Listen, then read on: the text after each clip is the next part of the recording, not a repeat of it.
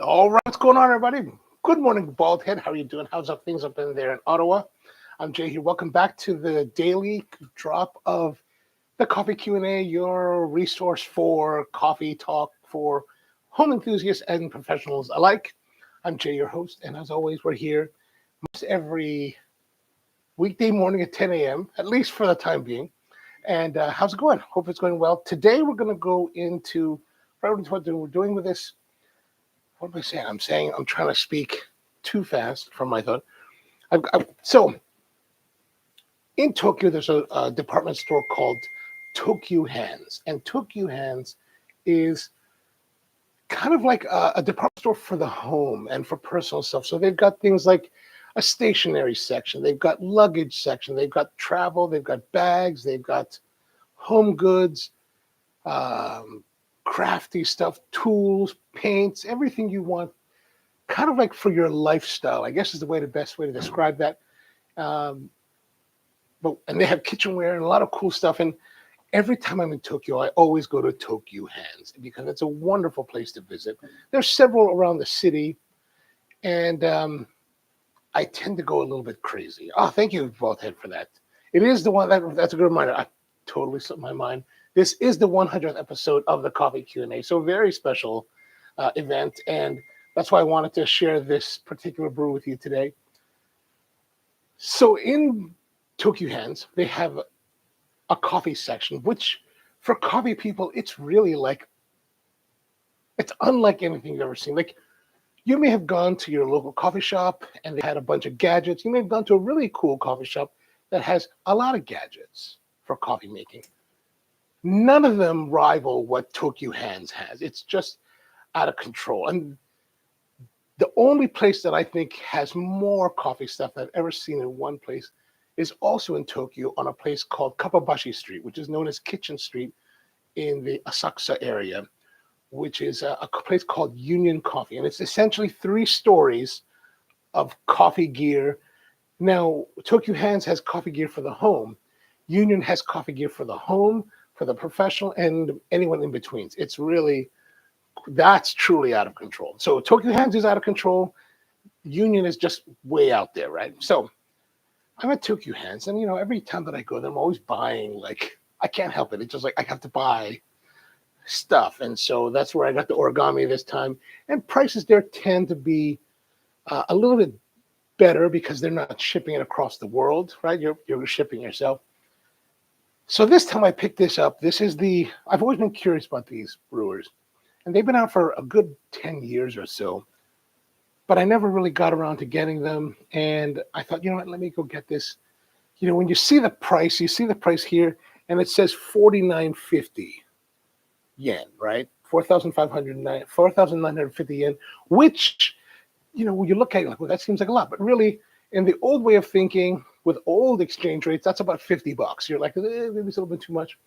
But really, this is about 33.50 right now because of the exchange rate. Like right now, the yen is 150 to the dollar. And I've never been to Japan with such favorable exchange rate. Usually it's right around 100 yen to the dollar. So usually you can do 1-to-1 in that respect. So if I see a 100 yen machine, it's about $1. But now it's really like 75 cents. So it's really kind of advantageous. So 4,950 yen is $33.50. So it's really quite affordable. Wilson, how are you? Good morning to you as well. And so it's a great deal. And actually the price, if you look on the description, I have a link on to Amazon from a shop there that's selling the same model. The price is about $35. So you're really getting a pretty good price here in America for it. And if you have Amazon Prime, or if you're willing to wait the 3 to 5 extra days for shipping, you get it free, right? So what this is what's called the 39 Arita dripper. And it's a porcelain dripper that is using the Arita porcelain method. I don't really know much about it. There's a whole world of Arita style porcelain. I think the Arita style porcelain is really beautiful, ornate porcelain work, and this is somehow related to it in some way. I think the process of making is completely different. Like the whole texture and feel of the dripper is very different than what you see in that beautiful, like glazed and painted Arita kind of porcelain ware.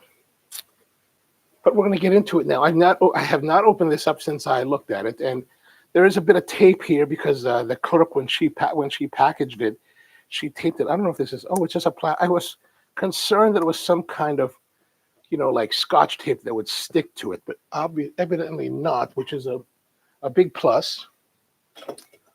But let's open it up. Nice little, nice packaging.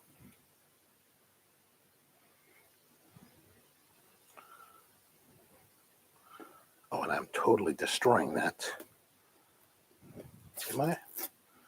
Okay, that was not good. Let's go this way. I was actually concerned, right, when she was putting this on. I thought it was tape, but evidently it's not tape. It's just plastic. And, Japanese are very into packaging, which I really appreciate. And when she was putting this on and I was presuming that it was Scotch tape, I was like, oh, now when I take this off on camera, it's going to tear the paper box. And that was making me sad. But obviously, she knew more than I did about this. So here we are. So the first porcelain made in Japan was produced in Arita on Kyushu Island in the early 17th century. Unfortunately, my Tokyu Hands sticker's coming a lot. We'll have to read more of that later. But let's open it up.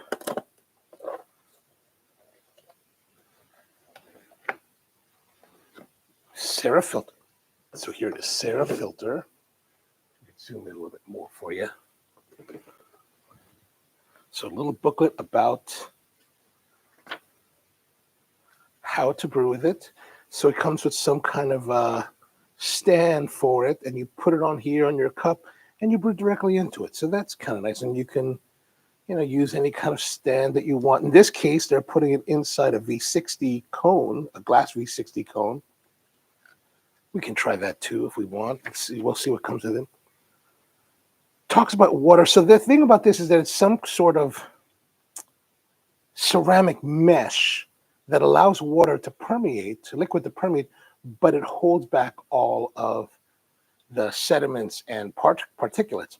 Now, the one thing they say about this that I was watching online is that after a certain point, the ceramic will become clogged. So over time, it will start to slow down because of sediment buildup inside the pores or inside the channels that you'll have to unclog somehow. And actually, it will reach a point where it's supposed to. I've heard this. It'll reach a point where it's completely occluded, like it'll be completely resistant to the flow.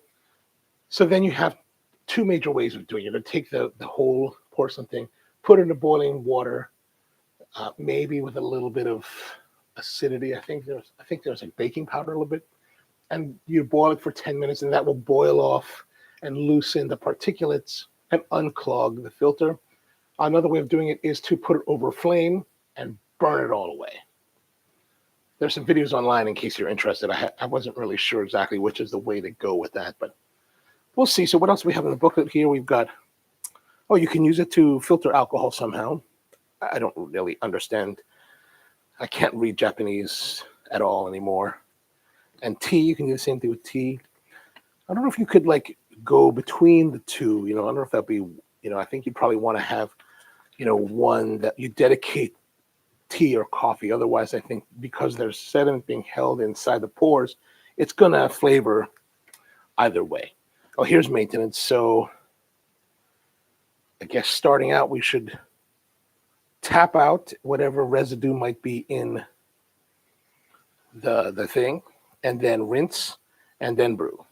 And then this says here, when it's time to clean it out, you want to burn it and face it down. I guess so it's facing down so that any particulates as they're burning will fall out, I presume.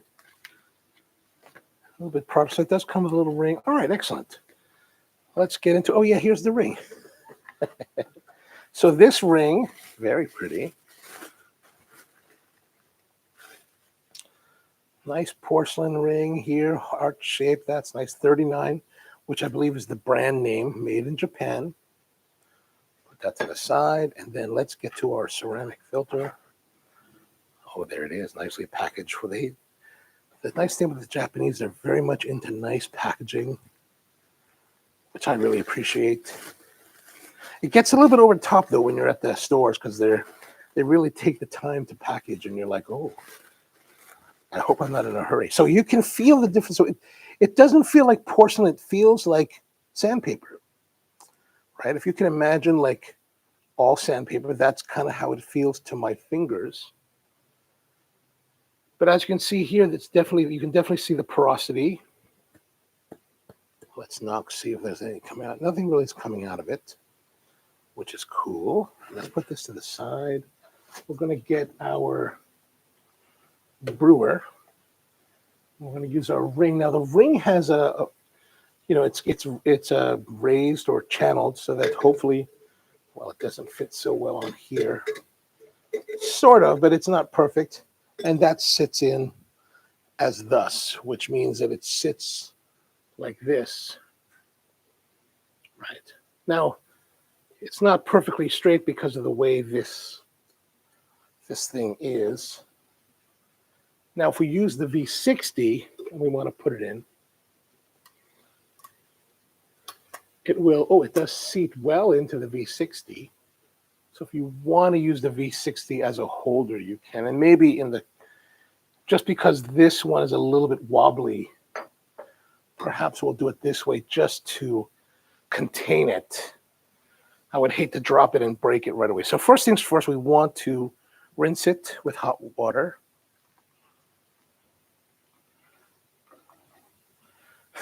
This reminds me of the video that I did a couple of years ago on the what was that brewer? The one from IKEA, the kind of like Bialetti mocha pot, and I had a number of people commenting. They're like, "You need to clean the thing first." No need to clean, perfectly fine. All right, first of all, let us get our coffee ready. We're going to put together our coffee for the day. And we're going to go back to our standby. Oh, hopefully there is enough of, I don't know, there's not much left, but let's see how much we have left. Oh, all right, we're going to put a little bit extra since we're going to use it all. 26 grams. We're going to give it a bit of a nice kind of medium grind. No, actually it says in directions, it should be a coarse grind. That's right, it does say coarse grind. Okay, so in some of the directions I read online, they said very coarse grinds. We're going to very coarse grind. As coarse as the R80 will allow us today.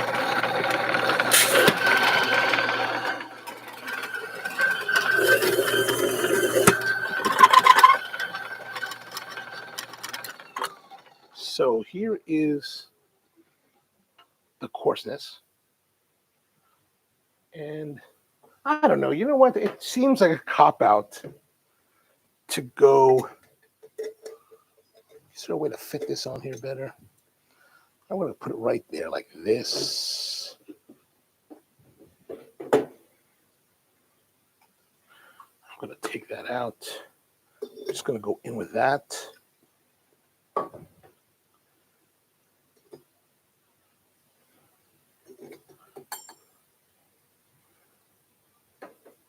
Now, I did not see anything online about any kind of particular brew style, so we're going to go with our normal brewing.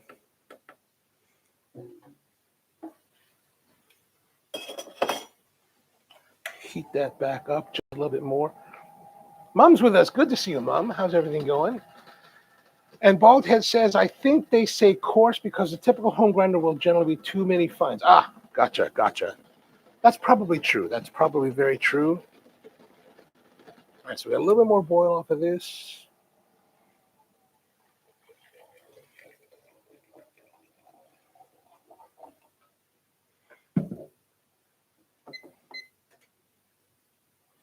So we're going to do a standard of 24 grams for 350 mils of water. And we're going to just try to see if we can do a slight pulsing just to get everything wet. I mean, I presume that this is going to flow a lot like a metal filter. It's already, some of the liquid's already coming through.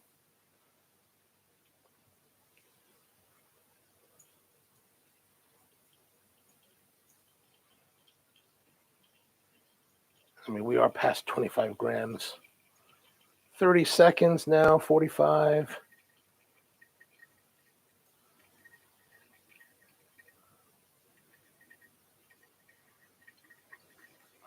It flows very fast.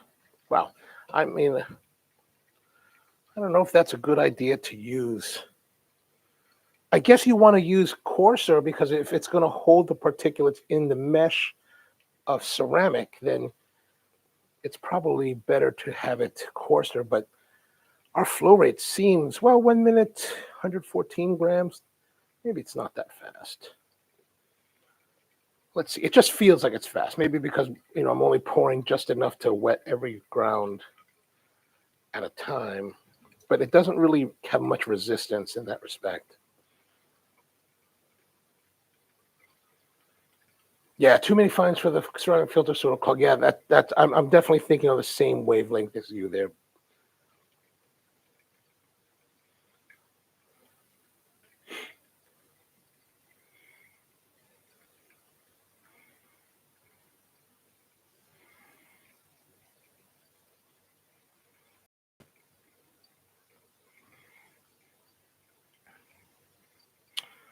$220. So we're a little bit ahead of the curve, I guess. Usually it's about 100 grams per minute, I would say.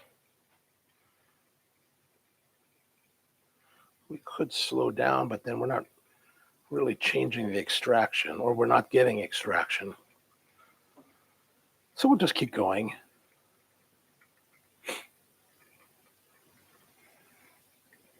$277.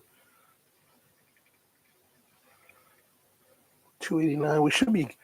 We're a little bit fast, I think. I think we're a little bit fast. So maybe slightly finer would be would give us good resistance.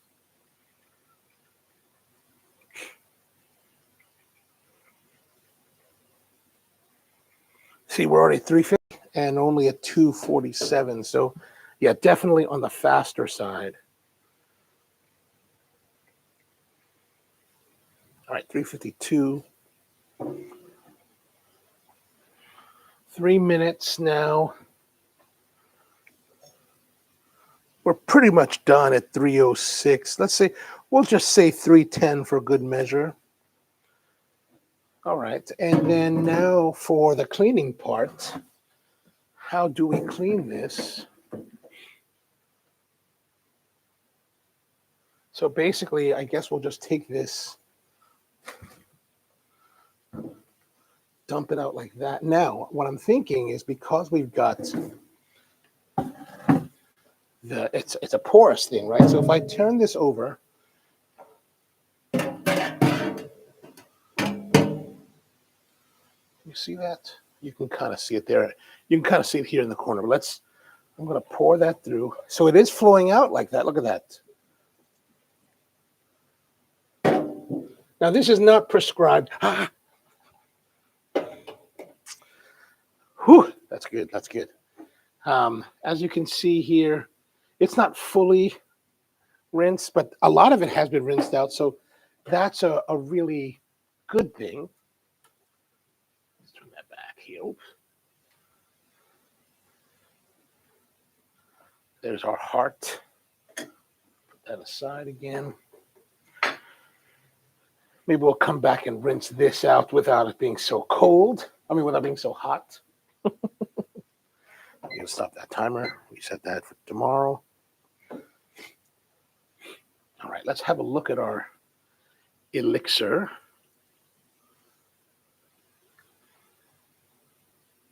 Now, it feels like it looks light, doesn't it? Maybe it's not. We'll see.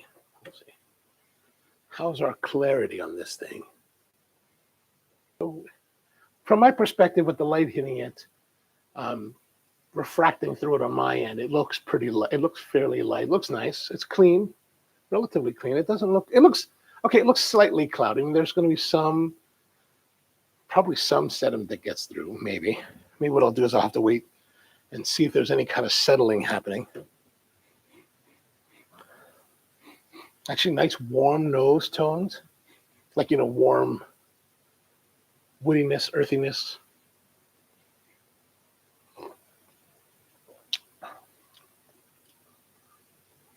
So yesterday we had this kind of, spiciness, some kind of, what did I describe? Like a nutmeggy herbaceousness yesterday.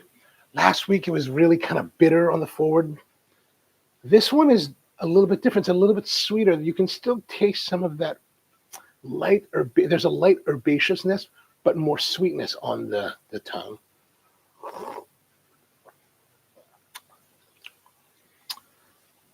Kind of warm and earthy.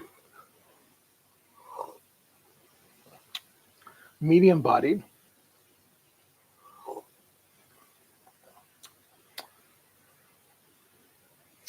Interesting.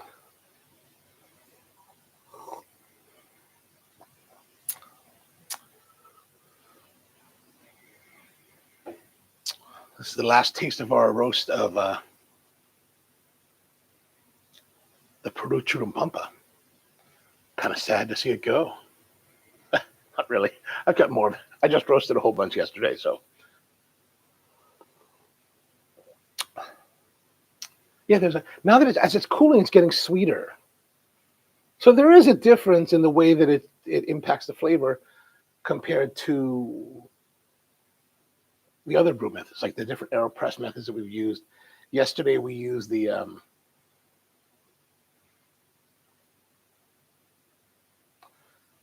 I packed it away already. Yeah, the mind. It's a terrible thing to waste. Actually, I like my initial response to this is very positive. Like, I like the brew that's coming off of it. We'll have to let it cool down a little bit more and see if there's any kind of change that we're going to get. But yeah, so that's good. That's pretty, so far, quite nice. Quite nice. Tomorrow, I'll give you an update. So tomorrow, if you happen to watch this Saturday's main channel video about my visit to Wan Coffee Roasters in Bangkok, Thailand, my buddy Don Chan, who is the owner, he served me this coffee, this special experimental lot of Liberica purple honey processed from Indonesia, the Temanggung. And he gave me some of that as well to take home and drink. Now, in the video, you'll see that he serves it in two ways. He does it as an espresso, as well as a pour-over type of brew. And he does a really interesting pour-over. He takes the coffee, he brews it like a cupping service, right?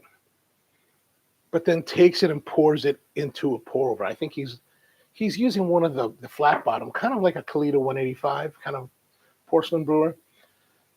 And he serves it, and it's really wonderful. And the espresso is also really wonderful. And the interesting about the espresso, if you've seen the video, is that he's brewing the espresso in a Flair 58 and grinding it through a Hong Kong-made grinder, which is like really was really shocking to me. Like, this truly, that one was, I guess, the second best of the two. The one that I thought was really great was the typical Mejorado from Finca Soledad down in Colombia. That coffee was, whoa, that was truly the best espresso I've had so far. And all in the Flair 58. Like, you just can't believe. Like, I was like, really? It's a Flair 58? Respect to that thing.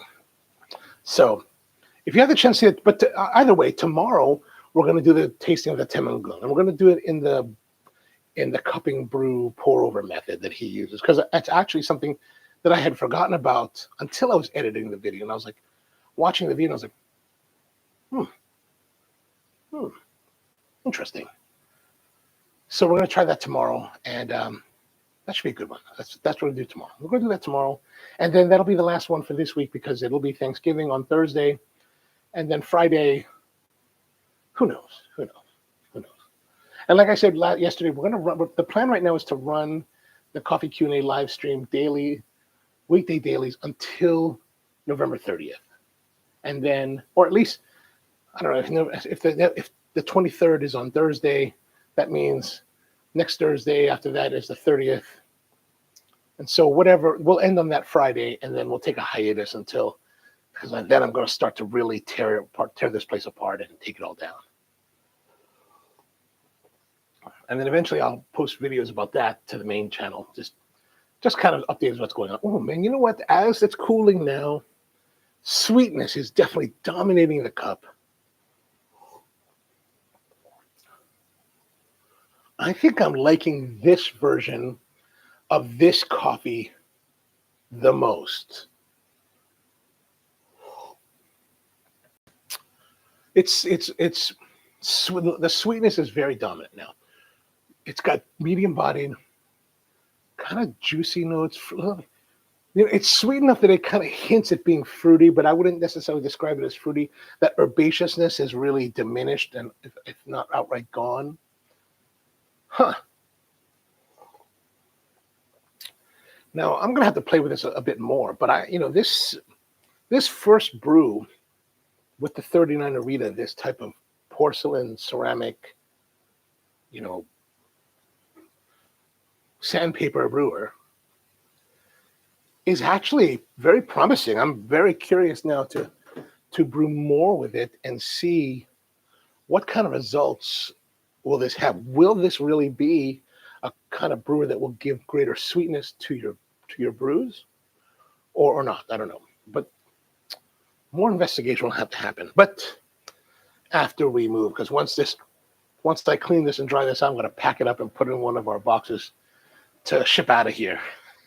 But I'm planning on holding all the brew stuff at my house so that, at some point we'll pick up the show and then we're going to continue brewing. So I'll need to have a whole setup at the house, because actually I don't really have a home setup anymore. Like I took everything out, and I don't really brew coffee at home. Actually, I really don't even like to brew coffee at home because when you have a cafe for many years, I can go to the cafe and have anything made. Either I can make it or one of my crew will make it for me. And number one positive thing about that, I don't have to clean it. Because as a barista, I tend to be a little bit messy, right? I'm not too worried about grounds falling over. I want to make sure that everything is packed into the espresso, into the portafilter, and everything is just right and everything's brewing beautifully. I'm not so worried about mess. I can always brush it away after, right? But I really don't like to clean up. So that's why I don't make espresso at home. That's why I don't make anything at home. Here I'll do it because, this is part of the professional right? But at home, I just want to you know what I mean. You know what I mean, I think. And Baldhead says, you'll have to try the larger grind size on a normal brewer and vice versa. Good point. We'll try that. We'll try that too. We'll put that on the list for upcoming episodes here. All right, so I guess that's going to be it. I got to run and make some deliveries before the Thanksgiving holidays gets truly crazy out there on the roads. But thanks for joining me today again. We always appreciate you being here. Back again tomorrow morning at 10 a.m. with a tasting of the coffee, the Temanggung experimental lot purple honey process from Indonesia and 11 Coffee Roasters. All right. Have a wonderful day, guys. Thanks for tuning in, and see you next time.